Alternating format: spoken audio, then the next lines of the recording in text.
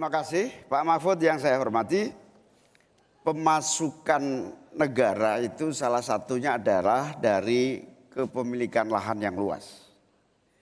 Banyak kepemilikan lahan yang berlebihan. Akumulasi kekayaan hanya di segelintir orang dan selalu menjadi topik yang belum pernah selesai sampai hari ini. Pertumbuhan ekonomi yang tinggi hanya dinikmati oleh segelintir orang karena akses kepemilikannya juga terbatas. Pemerataan menjadi kata yang tidak bermakna. Maka saya ingin pendapat Pak Mahfud, bagaimana mewujudkan keadilan sosial dimulai dari pemerataan kepemilikan tanah, akses dan lahan. Karena kalau sampai hari ini begitu, maka tidak akan pernah ada kemampuan rakyat untuk mengakses modal ekonomi. Terima kasih. Baik, silakan Pak Mahfud untuk menjawab. Waktu Anda untuk menjawab 2 menit, kami persilakan Bapak. Caimin, itu diskusi sudah lama. Sejak zaman Bung Karno itu dulu mengeluarkan undang-undang land reform, redistribusi lahan itu tadi. Yang sampai sekarang itu tidak jalan meskipun undang-undangnya masih berlaku. Kenapa? Lagi saya katakan, ini pada aparat, pada kedisiplinan kita, pada penegakan hukum kita. Itu masalahnya sebenarnya. Coba sekarang ini, kalau data yang pernah saya dengar dari Pak Prabowo beberapa tahun lalu, 1% penduduk menguasai 75% lahan. 99% penduduk berebut mengelola hanya 20% lahan sisanya. Memang timpang. Oleh sebab itu upaya-upaya pemerataan itu harus terus dilakukan. Nah caranya, saya sebelum masuk ke caranya tadi. Caranya tentu kita lihat fakta yang ada di lapangan. Betapa sekarang ini banyak lahan itu diperoleh secara kolusi yang tidak jelas. Saya pernah dikritik, Pak kenapa ini pemerintah ini sekarang kok lahannya tidak jelas. Diserahkan ke orang semua, rakyat tidak kebagian. Saya tanya, mana daftar lahan? Saya minta ke Kementerian Pertanian. Oh ini dibuat tahun sekian, ini tahun sekian, ini tahun sekian, tahun sekian. Saya tahu di mana masalahnya dan siapa yang membuat ini. Ini yang harus ditertibkan. Apalagi sekarang lahan-lahan ini tiba-tiba diduduki orang. Diduduki orang sampai puluhan tahun, negara diam aja. Bahkan mau diberi ampun. Kemarin itu, diberi pengampunan pajak. Saya bilang, ini harus pidana, masuk. Itu dia menguasai tanah 22 tahun tidak bayar pajak lalu diberi ampun asal mulai baik-baik kembalikan seandainya pajak. Tidak bisa, saya bilang. Nah sekarang dia ini sudah masuk pidana dan sudah inkrah. Nah itu saya kira jalan yang keluarnya itu kedisiplinan kita menegakkan aturan. Itu saja saya kira jawaban yang menurut saya simpel dan tepat. Selesai. Baik, silakan Pak Muhaimin untuk memberikan tanggapan dari jawaban Pak Mahfud tadi. Terima kasih. Yang disampaikan Pak Mahfud kurang satu hal saja, yaitu harus ada political will, kemauan politik yang sungguh-sungguh, sekaligus memanfaatkan instrumen hukum yang memadai. Saya ingat debat Pilpres 5 tahun yang lalu, ada komitmen untuk membagi lahan dengan menggunakan land reform dengan istilah, menurut waktu itu kita istilahkan dengan distribusi kepemilikan lahan. Sehingga yang ingin saya tegaskan dari jawaban Pak Mahfud tadi adalah instrumen hukum harus dipakai secara optimal, diikuti dengan kemauan dan kesungguhan politik, bukan hanya retorika politik. Oleh karena itu agar tanah-tanah yang dikuasai oleh segelintir orang terdistribusi dan rakyat ikut menikmati, terutama untuk lahan-lahan pertanian yang lebih produktif. Terima kasih. Silakan langsung ditanggapi Pak Mahfud, waktu Anda. Ya, memang begitu kan dari program yang kami lakukan, kita akan melakukan redistribusi tanah. Dulu dalam 5 tahun terakhir ini bahkan ada kan pembagian tanah untuk rakyat agar merata. Lalu ada 1 juta sertifikat.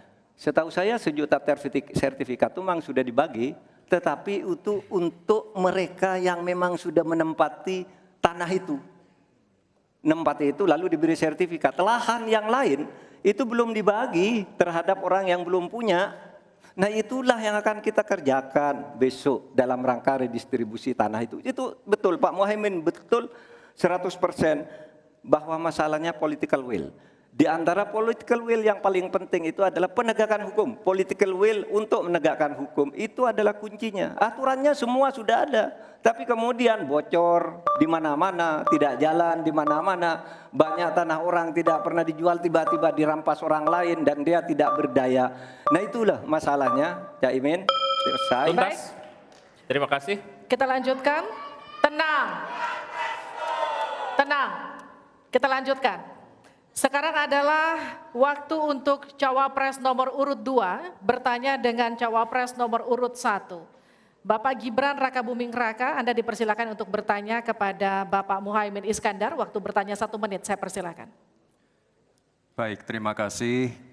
Karena Gus Muhaimin ini adalah ketua umum dari Partai PKB, saya yakin sekali Gus Muhaimin paham sekali untuk masalah ini. Bagaimana langkah Gus Muhaimin untuk menaikkan peringkat Indonesia di SGIE? Terima kasih. SGIE. Cukup Bapak? Bapak Gibran cukup? Cukup. Baik, silakan. Bapak Muhaimin untuk menjawab, waktu Anda menjawab 2 menit, kami persilakan. Terus terang SGIE saya nggak paham. SGIE itu apa? Tenang. Stop. Ada lagi pertanyaan atau ini waktu Anda untuk memberikan jawaban, waktunya 2 menit. Oke. Kalau Anda menggunakan untuk bertanya, waktu akan habis. Tidak apa-apa? Tidak apa-apa karena Oke. saya tidak pernah mendengar istilah SGIE itu. Siap. Waktu Kami persilakan. di stop, kita alihkan ke Pak Gibran. Waktu Anda 1 menit. 1 menit. Baik, Gus, kita kan sedang fokus mengembangkan ekonomi syariah, keuangan syariah. Otomatis kita harus ngerti juga masalah SGIE. SGIE itu adalah State of Global Islamic Economy.